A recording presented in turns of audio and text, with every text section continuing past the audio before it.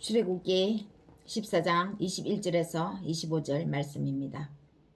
모세가 바다 위로 손을 내밀매 여호와께서 큰 동풍이 밤새도록 바다 물을 물러가게 하시니 물이 갈라져 바다가 마른 땅이 된지라. 이스라엘 자손이 바다 가운데를 육지로 걸어가고 물은 그들의 좌우에 벽이 되니 애굽 사람들과 바로의 말들 병거들과 그 마병들이 다 그들의 뒤를 추격하여 바다 가운데로 들어오는지라. 새벽에 여호와께서 구름 기둥 불과 구름 기둥 가운데서 애굽 군대를 보시고 애굽 군대를 어지럽게 하시며 그들의 병거 바퀴를 벗겨서 달리기가 어렵게 하시니 애굽 사람들이 이르되 이스라엘 앞에서 우리가 도망하자. 여호와가 그들을 위하여 싸워 애굽 사람들을 치는도다. 아멘. 애굽의 노예 생활에서 벗어난 이스라엘은 광야로 진입했습니다. 광야보다도 더 빠른 길, 지름길이 가나안 땅으로 들어갈 수 있는 지름길이 있음에도 불구하고 하나님은 메마른 땅인 광야길로 이스라엘 백성들을 인도했습니다. 그것은 전쟁을 한 번도 해본 경험이 없는 이스라엘인들을 보호하기 위해서였습니다. 전쟁하면 불보듯 뻔하죠. 전쟁하기도 전에 먼저 굴복하고 항복하고 다시 노예 생활을 할 것이기 때문이었습니다. 그래서 그들을 주변 나라들이 없는 광야길로 인도하셨습니다. 앞에는 홍해 바다가 넘실거리며 가로막혀 있습니다. 광야길로 나온 이스라엘 백성들 앞에 또 뒤에는 마음을 금방 바꾼 바로 애굽의 바로 병거가 추격하며 몰려옵니다. 진퇴양난입니다. 앞으로 나가자니 물에 빠져 죽을 것이고 뒤로 물러가자니 최강의 군대 바로의 병거가 몰려와서 칼에 죽을 것입니다. 이스라엘 백성들은 두려움에 떨었습니다. 모세를 원망하고 하나님을 원망했습니다. 애굽에 매장지가 없어서 우리들을 이 광야에 인도해서 여기서 죽게 하려고 이끌어냈느냐 이렇게 원망했습니다. 그러나 영도자 모세는 그 원망의 소리를 묵묵히 들으며 그들을 인도하고 있었습니다. 그리고 분명하게 말합니다. 너희는 두려워하지 말라. 가만히 있어서 여호와께서 오늘 너희를 위하여 행하시는 구원을 보라. 너희가 오늘 본 애굽 사람은 영원히 다시 보지 아니하리라. 라고 이렇게 그들을 안심시킵니다. 오늘 너희들 뒤를 추격하는 이 애굽 사람들 두 번 다시는 보지 않을 것이다. 왜냐하면 이들의 삶과 이제 이스라엘 백성들의 삶은 분명히 다를 것이기 때문입니다. 세상과의 구별된 삶을 살 것이기 때문입니다. 노예 생활에서 자유의 삶을 살 것이기 때문입니다. 이런 구원의 역사가 이루어질 때 이것은 하나님께서 행하시는 일의 징조죠. 이 징조가 나타날 때 우리는 과연 어떻게 해야 합니까? 우리를 위해 싸우시는 여호와를 보아야 합니다. 18절 20절 보겠습니다. 내가 바로와 그의 병거와 마병으로 말미암아 영광을 얻을 때야 애굽 사람들이 나를 여호와인 줄 알리라 하시더니 이스라엘 진 앞에 가던 하나님의 사자가 그들의 뒤로 옮겨 가매 구름 기둥도 앞에서 그 뒤로 옮겨 애굽 진과 이스라엘 진 사이에 이르러 서니 저쪽에는 구름과 흑암이 있고 이쪽에는 밤이 밝음으로 밤새도록 저쪽이 이쪽에 가까이 못하였더라. 하나님께서 일을 행하실 때는 하나님의 징조가 나타납니다. 이스라엘 백성들에게 그 징조는 이런 불기둥, 구름기둥이었죠. 그들을 인도하던 여호와의 사자가, 구름기둥은 어둠을 상징하죠. 그 속에 비가 들어 있습니다. 깜깜합니다. 그 구름기둥이 이스라엘 진 앞에서 가던 것이 뒤로 옮겨가는 겁니다.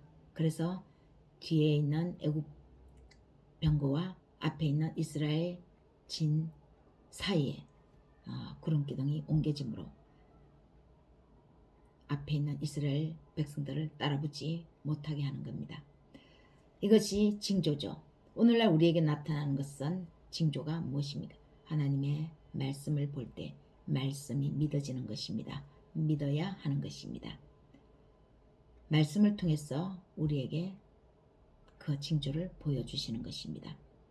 구원의 역사는 하나님의 역사입니다. 우리의 구원을 위해서 하나님께서 예수님을 이 땅에 보내셨고 십자가에서 구원의 모든 역사를 이미 이루어 놓으셨습니다. 두 번째, 하나님께서 싸우실 때 우리는 이렇게 믿음으로 서 있어야 합니다.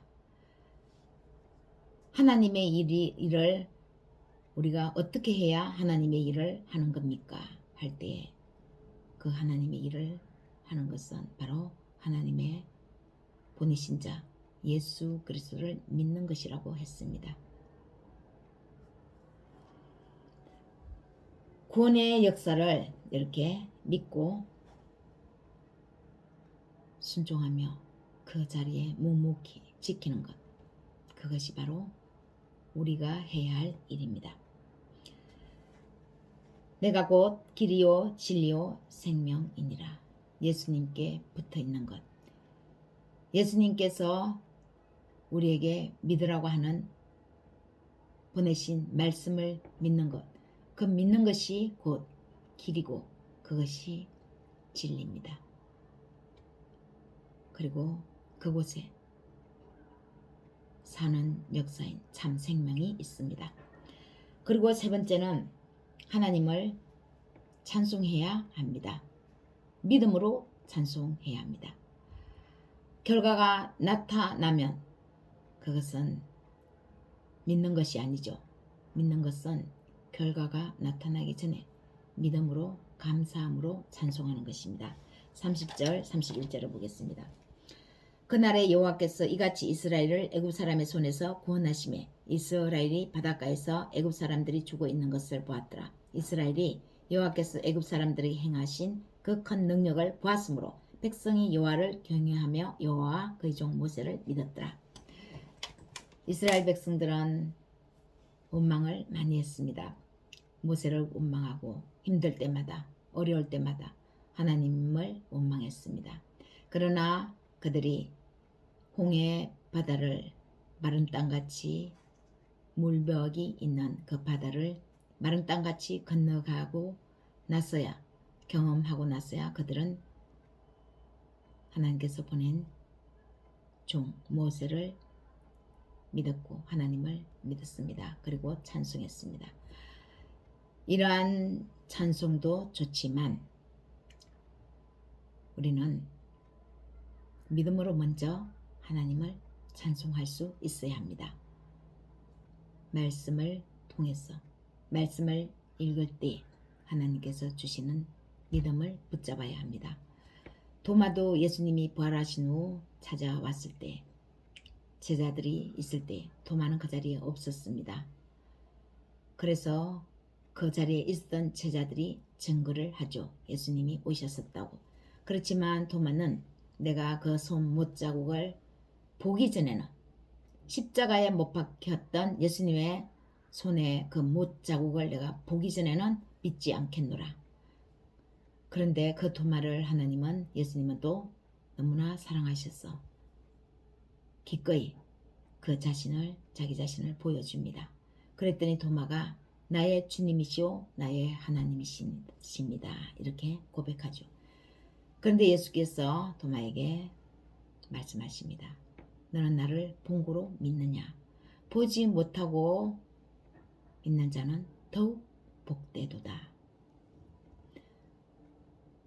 오늘 이 말씀을 통해서 하나님의 구원의 역사를 믿고 바라보십시오.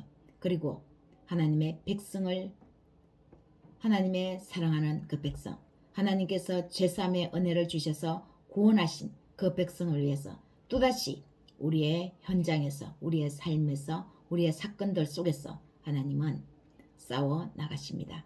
그 싸우시는 하나님의 일을 말씀을 통해서 믿고 믿음으로 그 자리에 서 있기 바랍니다. 흔들리지 말기를 바랍니다. 그리고 그 하나님을 찬송할 수 있기를 바랍니다.